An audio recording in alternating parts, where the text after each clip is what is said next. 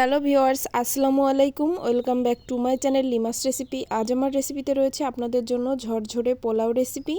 তো আজকের পোলাওটা আমি তৈরি করেছি একদম সহজভাবে।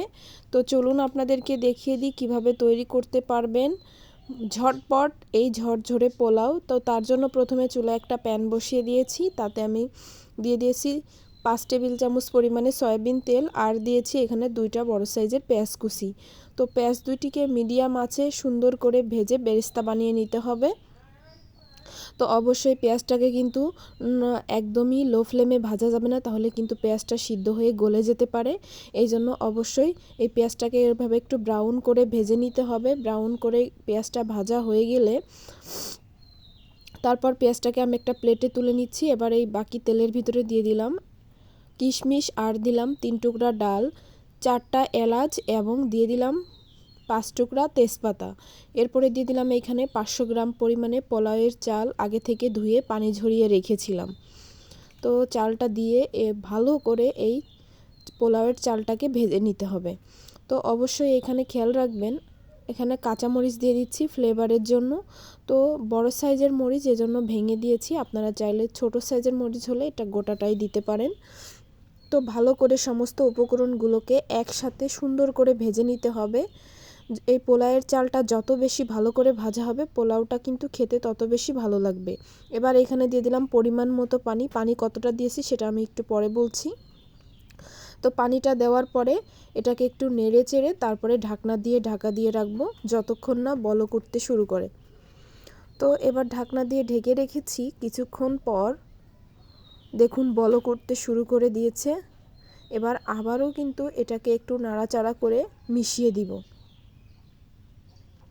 তো বন্ধুরা, একটা জিনিস মাথায় রাখবেন, যখন পোলাও তৈরি করবেন তখন চালটা বাটি অথবা মগে করে মেপে নেবেন, তাহলে কিন্তু পোলাওটা ঝরঝরে হওয়ার সম্ভাবনা থাকে অনেক বেশি। তো এবার আমি একটু হালকা 2 টেবিল চামচ পরিমাণে চিনি দিয়ে দিলাম, কারণ হালকা একটু চিনি দিলে পোলাওটা খেতে আমার কাছে বেশি ভালো লাগে, একটু মিষ্টি মিষ্টি লাগে। তো আপনারা চাইলে চিনিটা স্কিপও করতে পারেন, যার যার ব্যক্তিগত ব্যাপার।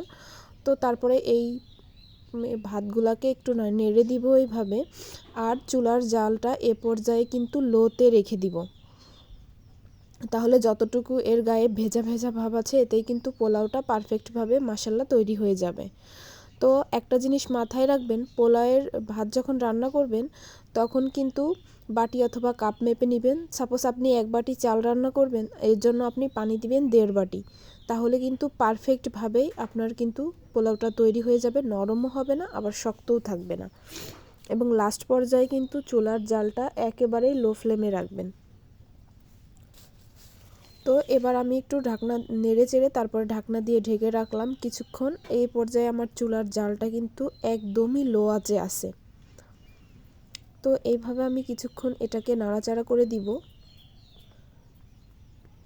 কিছুক্ষণ এইভাবে নাড়াচাড়া করে দেওয়ার পরে আবারও এটাকে আমি একটু রেস্টে রেখে দিব।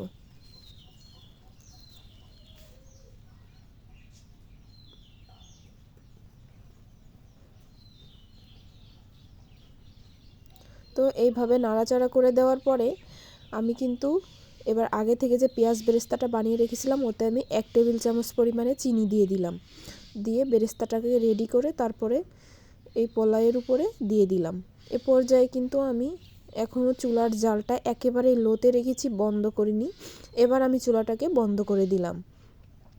তো দেওয়ার পরে আপনাদেরকে দেখিয়ে দিচ্ছি, দেখুন গরম অবস্থায় কিন্তু পোলাওটা এই অবস্থায় আছে, আর যদি ঠান্ডা হয় তাহলে কিন্তু আরও বেশি ঝুরঝুরে হয়ে যাবে। তো এই পোলাওটা কিন্তু মাশাল্লাহ অনেক বেশি সুন্দর হয়েছে। এভাবে পোলাও তৈরি করে যাকে খাওয়াবেন সে কিন্তু একবার খাইলে বারবার খেতে মন চাইবে। তো ধন্যবাদ সবাইকে, ভালো থাকবেন, আজ এ পর্যন্তই।